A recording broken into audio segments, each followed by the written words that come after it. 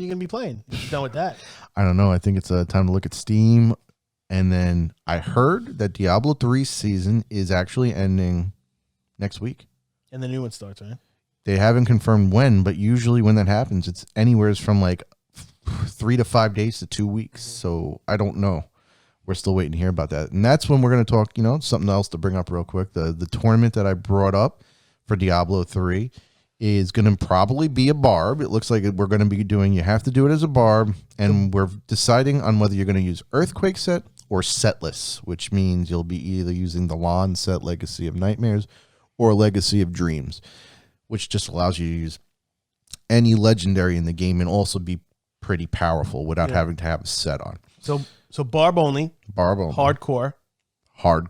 And you can only do those two type of builds. Well, we're going to choose one.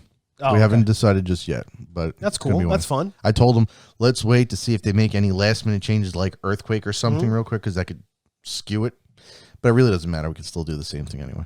No, that's fun. That's cool. Yeah, it gives you more reason to play or try something different. Exactly. And I wanted it, like I was saying, I was like, in case the reason I said wait on it was because if they boost something significantly on an item, even for setless, and people come up with something, they will wind up using that to push with all the way through the season. Mm-hmm. So then they'll actually be on the leaderboard past the requirements of Paragon 2000.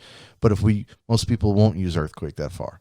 So they'll wind up going Whirlwind or something. Right. So they'll wind up doing that for the tournament and then be done and jump to the other thing to continue past the tournament's limits. Right.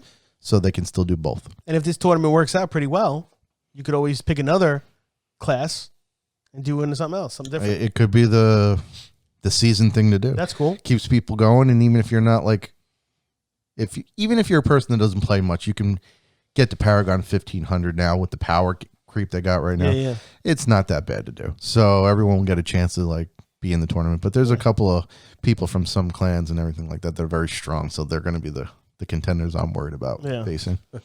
Yeah, and then you know certain things about the games that I probably don't know. Somehow, but I'm curious. I'm gonna see what I can push up in that. So I want to push on it. So what's big in this next in the next season? The new season, it's the season of the follower. Okay, so there's certain items in the game that are legendary that give you powers regardless. So there's bracers, that Nemesis bracers. You click on a shrine, and when I click on the shrine and I have it on, a rare spawn pops up. So you kill that. So it makes it that you get more creep progression through the rift or G rift. Mm-hmm. And you can also, if it's a regular rift, get more death's breaths more quickly. So you get more death's breaths for the amount of time you spent in the rift. So it's very useful. Items like that, some items have been made that they can go on the follower and they get an emanate ability.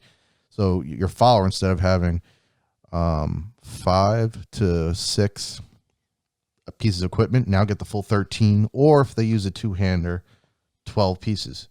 And you can now equip to every slot, and some of the slots like that they can use that bracer. So I don't have to wear that on my gear.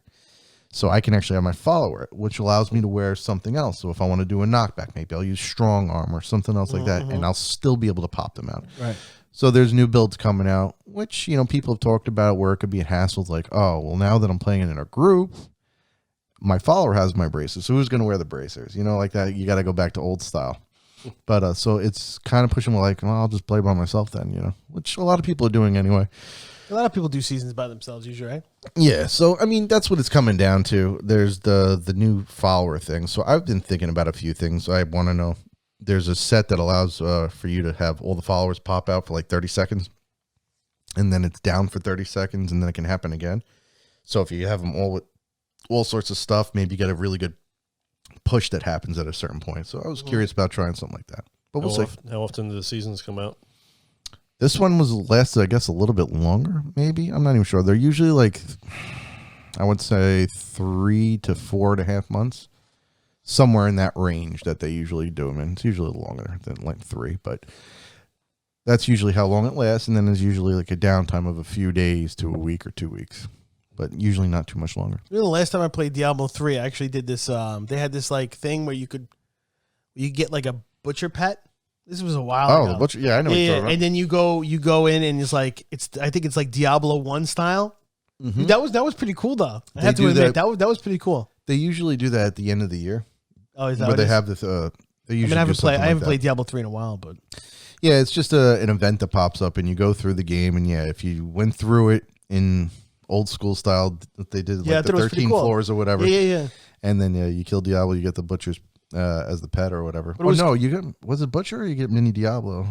I don't remember. No, I think Butcher. it's more like a mini butcher. I have no, you didn't get Diablo. I have the butcher, but I don't have a Diablo. So yeah, you got the butcher as a pet, which is kind of cool. He runs around, picks up your gold. Yeah. But I thought it was really cool though, because I was like, I didn't expect it. Like, I didn't expect it to look so, and then it actually felt like the old game. I'm like, wow, this is pretty cool. And they actually, another thing too, they actually gave you a legendary gem, which if you looked at it was the stone from Diablo 1 that the guy took and threw it into his skull. So you can use that legendary gem, and what it does is it stuns you, and then like waves of fire come out. It's supposed to be really strong, but like it's so random, so you can't ever use it. It's a cool thing, but no one really can utilize it in anything. So, but I thought that was kind of cool, and it actually tells you right there how they could just overlay, like it's something like Diablo 2 Resurrect. They could just overlay an old game with the new mechanics almost in a way. Kind of. Well, I mean, it's in a way you're saying that, but like you could tell by the way the game. It was also done where you can still use like Whirlwind as Whirlwind in D3, so it's different. But this is the graphic overlay. You could tell how easy it is just to go boom, switch it over like that. If you want to do it, so it looks cool.